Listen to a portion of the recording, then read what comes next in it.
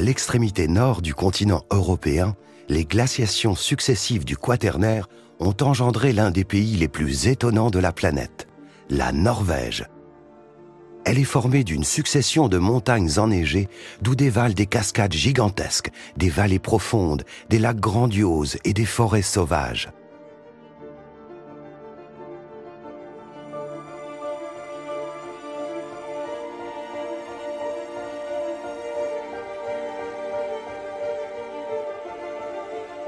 Mais c'est surtout pour les fjords impressionnants qui rythment ses côtes que la Norvège est connue.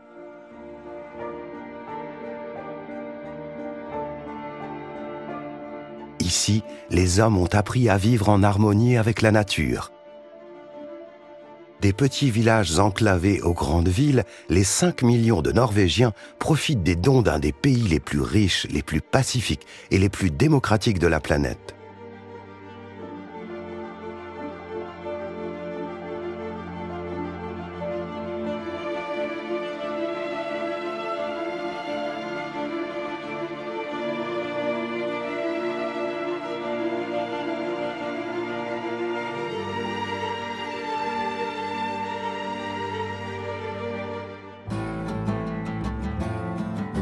Pays le plus à l'ouest de la péninsule scandinave, la Norvège s'étire sur plus de 2500 km.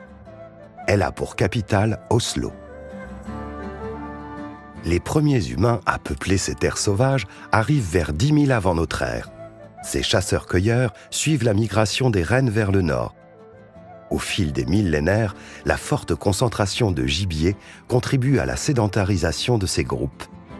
Le renne joue un rôle central dans la vie de ces hommes, comme en témoignent les pétroglyphes du célèbre site d'art rupestre d'Alta. Découvert en 1972, il réunit plus de 5000 gravures, réalisées entre -5000 et -500 avant notre ère. Leurs descendants connaîtront un grand destin, les Vikings. Ils feront trembler l'Europe et découvriront le Groenland et même l'Amérique, 500 ans avant Christophe Colomb. Les Vikings ont quitté leur Norvège natale pour parcourir le monde à la recherche de richesses. Leur force, le Drakkar, une embarcation rapide, légère et à la coque étonnamment souple. En 1903, la découverte dans la tourbe du bateau viking d'Osberg permet aux archéologues d'amasser des connaissances précises sur la construction et les techniques de navigation des Vikings. Il permet aussi de découvrir le raffinement d'un peuple, trop longtemps réduit à la caricature de barbares assoiffés de sang. Conséquence des contacts que la Norvège entretenait avec l'Europe chrétienne, l'évangélisation du pays se fait sur une période d'environ 2 siècles. Un système féodal finit également par s'imposer au IXe siècle. Les premiers rois convertissent le peuple de force. On construit alors un peu partout des églises pour consolider à la fois le royaume et le pouvoir ecclésiastique. L'église en bois debout de Borgund date de 1180. Ces églises en bois de pin sylvestre étaient édifiées de préférence sur les anciens sites sacrés pour permettre une continuité avec les croyances païennes.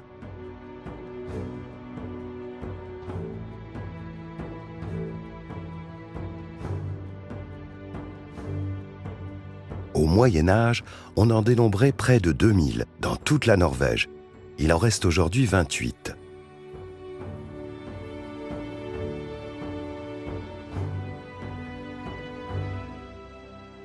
Avec ses 2500 km de côte et plus de 50 000 îles au large de ces dernières, la Norvège est un pays résolument tourné vers la mer. Et son peuple, un peuple de marins, en témoignent les nombreuses embarcations de tout genre que l'on retrouve dans ces centaines de ports.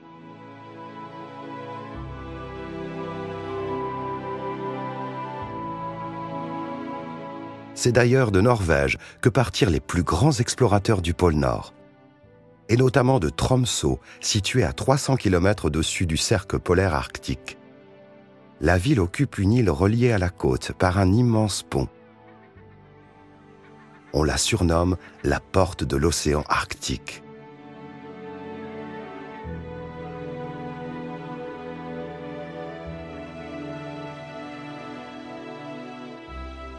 C'est d'ici que se sont élancés d'intrépides aventuriers pour écrire les plus grandes pages de l'histoire des expéditions polaires.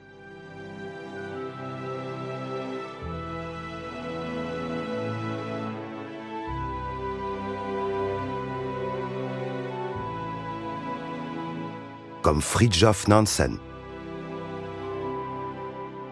ou encore Robert Peary.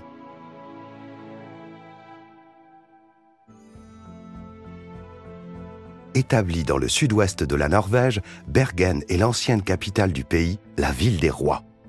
C'est aujourd'hui la deuxième ville la plus importante, avec environ 255 000 habitants. Sa situation géographique en a longtemps fait une cité tournée vers l'Europe. Et elle a su en tirer de grandes richesses. La cité appartenait notamment à la Hanse, une association de plusieurs centaines de villes marchandes de l'Europe du Nord. Du XIIe au XVIIe siècle, son poids économique et politique sur le continent est considérable.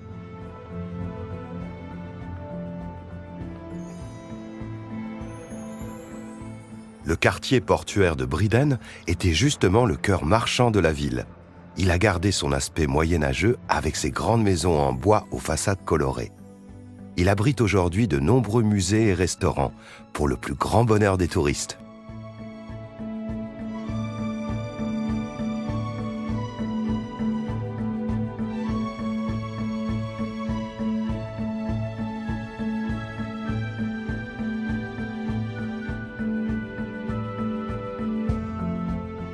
Au fil des siècles, de nombreux incendies ont plusieurs fois détruit la ville. Le dernier date de 1955. Les maisons traditionnelles furent à chaque fois reconstruites dans les règles de l'art, à l'identique. Il en reste aujourd'hui près d'une soixantaine.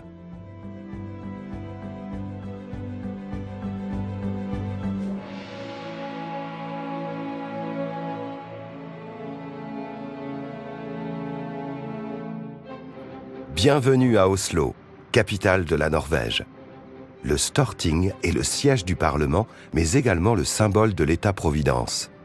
C'est le principal organe politique du pays. Bâti en 1866, il est au cœur de la ville et il veille à pérenniser le bonheur d'être norvégien. Le Storting fait face à un autre symbole du pouvoir, le Slottet, la résidence officielle de la famille royale. Le roi actuel, Harald V, n'a pas de réel pouvoir, mais il est le garant de l'unité nationale et reste très apprécié de ses sujets.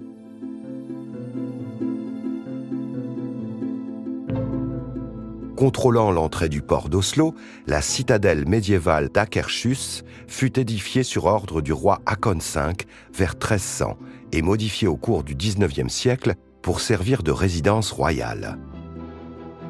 Elle ne fut prise qu'une seule fois dans toute son histoire, en 1940 par les Allemands.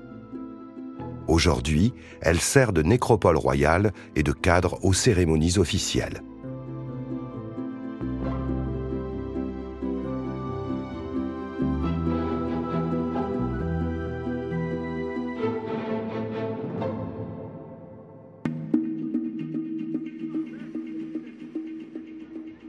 Si de prime abord, Oslo ne dégage pas l'atmosphère d'une autre capitale européenne, comme Paris, Berlin ou Londres, c'est qu'elle a misé sur autre chose.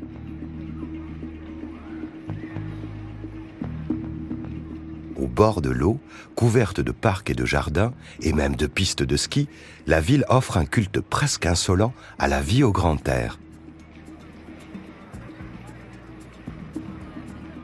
La belle nordique a beau être 4 fois plus étendue que Paris, elle ne connaît ni embouteillage, ni pic de pollution.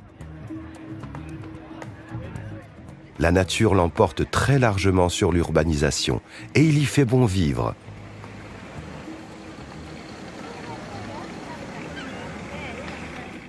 Chaque année, le 17 mai, c'est la fête nationale. Les Norvégiens sont très patriotes, et ils le montrent.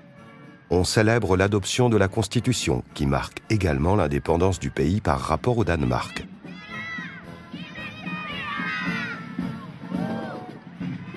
la jeunesse y est à l'honneur. Il s'agit sûrement de l'une des seules fêtes nationales au monde où des enfants défilent à la place de soldats. Tout un symbole.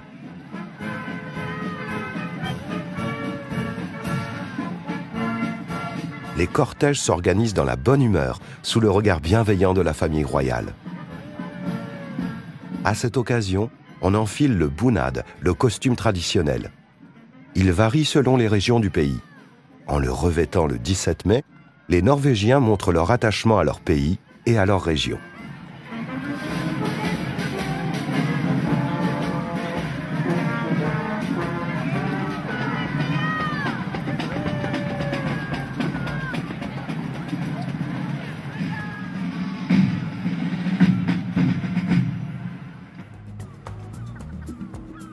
Si aujourd'hui la Norvège se porte bien au niveau économique, c'est avant tout grâce aux gisements de pétrole et de gaz situés au large de ses côtes. En 1920, la Norvège était l'un des pays les plus pauvres d'Europe. Sans industrie lourde, elle survit alors grâce à ses eaux poissonneuses. Mais après la Seconde Guerre mondiale, tous les indices économiques de ce petit pays vont s'affoler. D'énormes gisements de pétrole et de gaz sont découverts en mer du Nord. Ils vont représenter jusqu'à 35% des exportations du pays et hisser la Norvège au 3e rang des États les plus riches de la planète. Les usines à poissons et les bateaux de pêche sont rapidement remplacés par des raffineries fumantes et d'immenses supertankers. Mais il y a un revers à la médaille. La pollution engendrée entre autres par l'exploitation des hydrocarbures vient s'ajouter à la surpêche. Et les réserves halieutiques de la mer du Nord s'épuisent. Dans ces conditions, difficile de préserver la pêche traditionnelle, comme ici, sur l'archipel de Lofoten. Depuis des siècles, ces villages de pêcheurs vivent de la morue. Ils la font sécher à l'air libre, ce qui lui donne un goût unique, très recherché des amateurs. Menacée d'extinction, l'espèce est aujourd'hui protégée par des lois très strictes, imposant des quotas de pêche. Après quelques années, la situation semble s'être enfin stabilisée. Et les habitants peuvent continuer à vivre du fruit de leur pêche à l'instar de leurs ancêtres.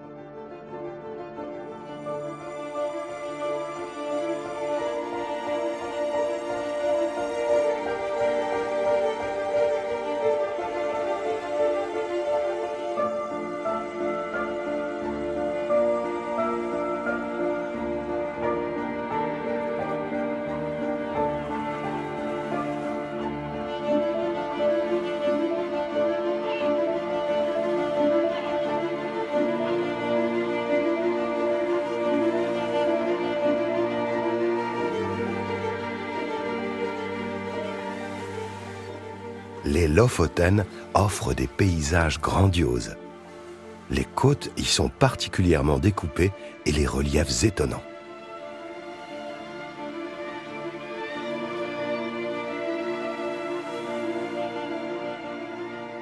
Malgré sa situation, très au nord du pays, il y fait plutôt doux, grâce au Gulf Stream qui borde ses côtes.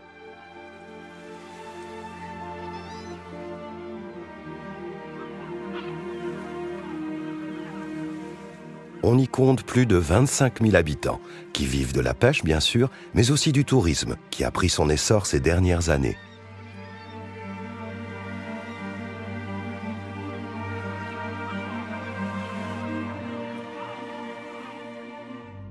Ces paysages si impressionnants ont été forgés il y a 18 000 ans. Nous sommes alors au plus fort de la période glaciaire, et la Norvège est intégralement recouverte d'une calotte de glace. D'une épaisseur de plus de 3 km, elle exerce une pression considérable sur le socle terrestre. Voilà environ 15 000 ans, un premier réchauffement brutal provoque la dislocation de la calotte, puis un second, 3 000 ans plus tard, marque la fin de la dernière glaciation.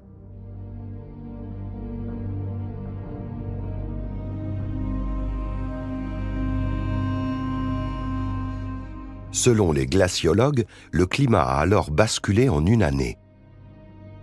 libéré d'un poids faramineux, le socle scandinave se relève de plus de 285 mètres.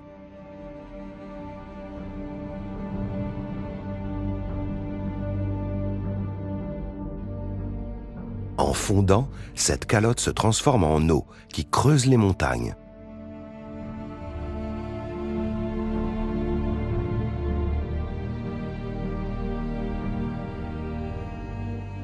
En Norvège, les stigmates de cette période tourmentée sont si visibles qu'il est impossible de ne pas discerner l'empreinte glaciaire. Le paysage est une succession de fjords, de glaciers et de montagnes, d'où dévalent des cascades impressionnantes.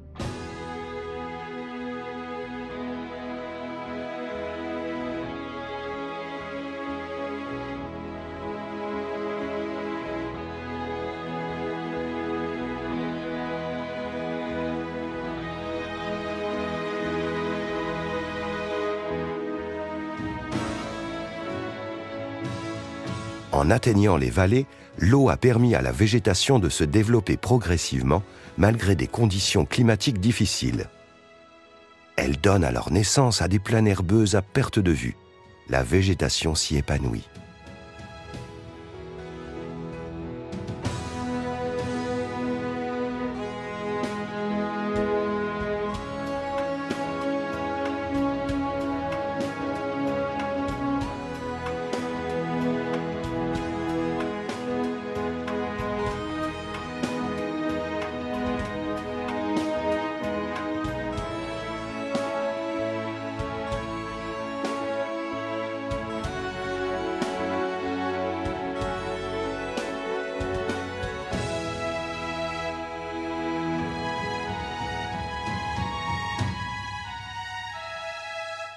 Ces terres vierges attirent bientôt des troupeaux d'herbivores, comme le renne. Ce cervidé est devenu emblématique des régions arctiques et subarctiques de l'Europe. Sa robustesse et ses capacités d'adaptation lui permettent de survivre aux hivers rigoureux de Scandinavie.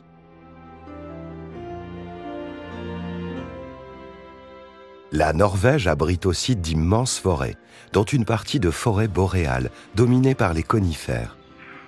C'est un refuge pour de nombreuses espèces animales comme l'écureuil, l'élan, le lynx,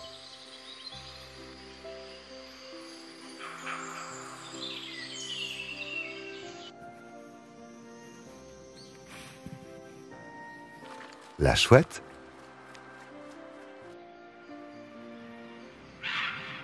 et le plus gros de tous, l'ours brun.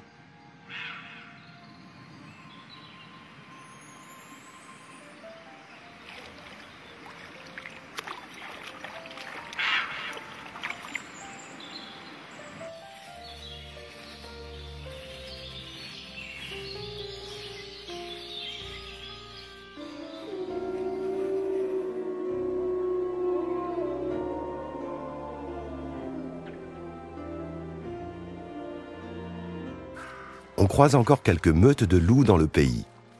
Il en resterait environ 300, ces derniers étant activement chassés par les braconniers et les éleveurs de rennes et de moutons.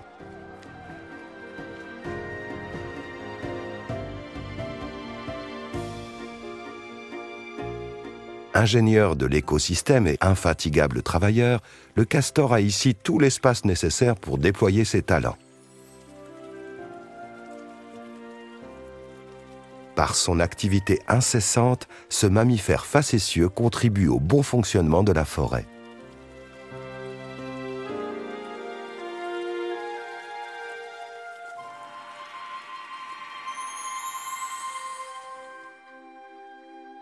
Le retrait des glaces a également donné naissance à un phénomène géologique impressionnant, l'apparition des fjords.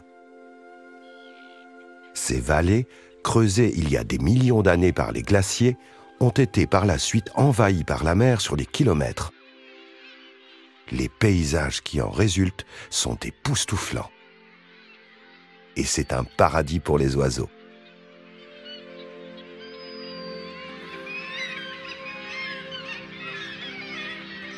Les mouettes, Et les macareux moines y vivent par milliers, en colonies paisibles, bien que fort bruyantes.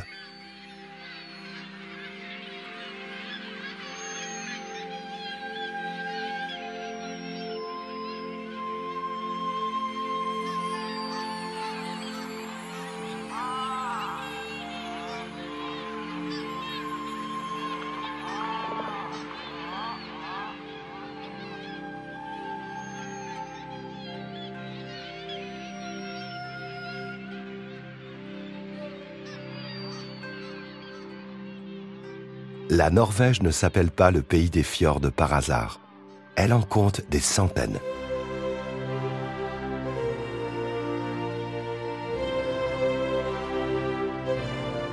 Deux d'entre eux, le Gerangerfjord et le Nærøyfjord, sont même classés au patrimoine mondial de l'humanité de l'UNESCO depuis 2005.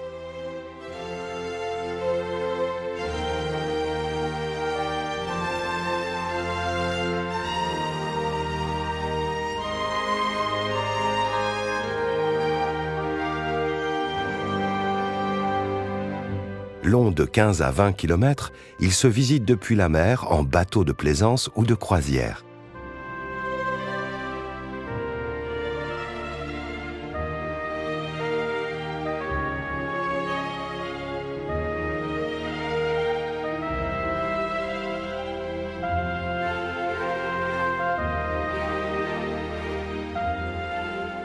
Ces terres, parmi les plus sauvages d'Europe occidentale, sont très peu peuplées. Et les hommes qui y vivent sont en totale adéquation avec la nature. En témoignent ces petites maisons isolées avec leurs toits couverts de végétation. Ils vivent le plus souvent au bord de l'eau, omniprésente en Norvège.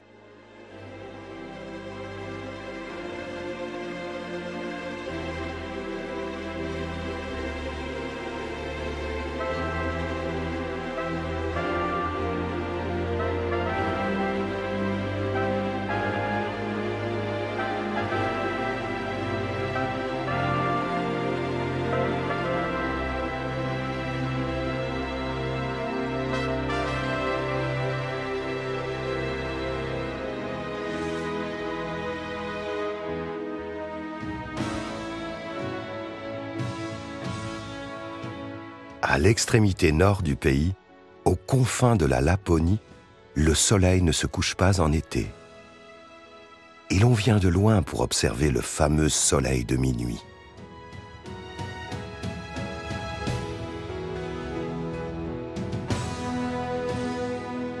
Le ciel s'embrase pendant des heures, apportant la touche finale à un décor naturel déjà grandiose. À l'inverse, en hiver, il fait nuit pratiquement tout le temps.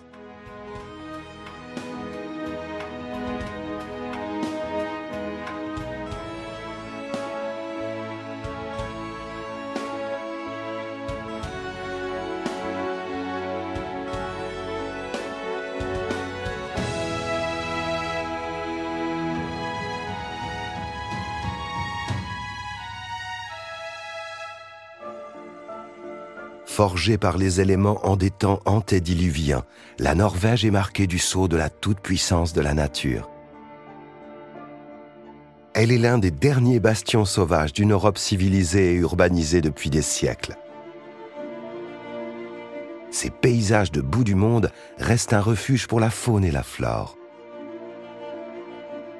Et les hommes qui la peuplent, descendants des fiers vikings, marquent leur attachement à cette terre en la protégeant et l'invitant jusqu'au cœur de leur ville.